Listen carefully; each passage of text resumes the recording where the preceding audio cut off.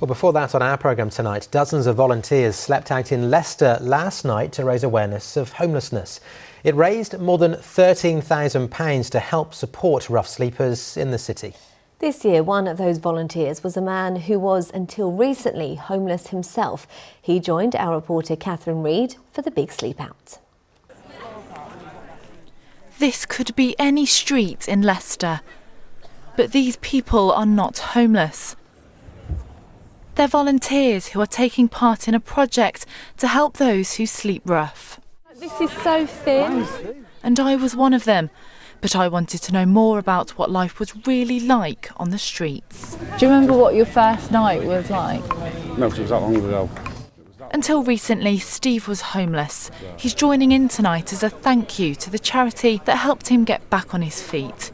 But first, he's taken me back to where he used to stay. So this is my old spot where I used to sleep. Every night I used to sleep here. Bus drivers would say hello to me. Like I say, people used to go into Tesco's, buy me stuff and offer me to buy food. And I used to stay here till like 5 o'clock in the morning, pack my stuff up, and then I used to go down to the bridge. I kept myself to myself. I became, when I was on the streets, like a little bit of a recluse. Just kept myself away from people. Why was that?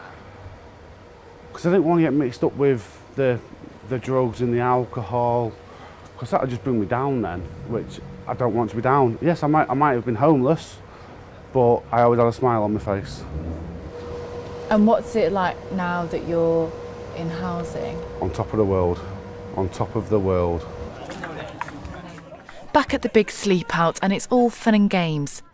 But we're about to get a taste of just how bitter the nights can be. It's about 3 o'clock and most people are asleep. I've managed to stay quite warm, but I haven't slept at all. It's really uncomfortable on this cardboard. The sun is up and so are we. And like myself, the sleepless night has given people time to reflect. In your head you're going back home, whereas people on the streets aren't doing that. This is their lives. It's good though, because it makes you grateful for what you do have when you go home and what others don't have. What do you do in the morning in terms of getting ready? I was able to go over and get dressed and changed, but if you're out on the streets, I guess you've got to use a public toilet or something. It's a miserable experience. Miserable, but a sad reality for some. Hopefully when they see a homeless person then, they'll think differently about what they're going through rather than just passing it off as if it's nothing. The charity say around 40 people in Leicester are forced to sleep like this each night. But they hope projects like this will help bring an end to their situation. Yeah. Something Steve knows is possible. Catherine Reid, ITV News in Leicester.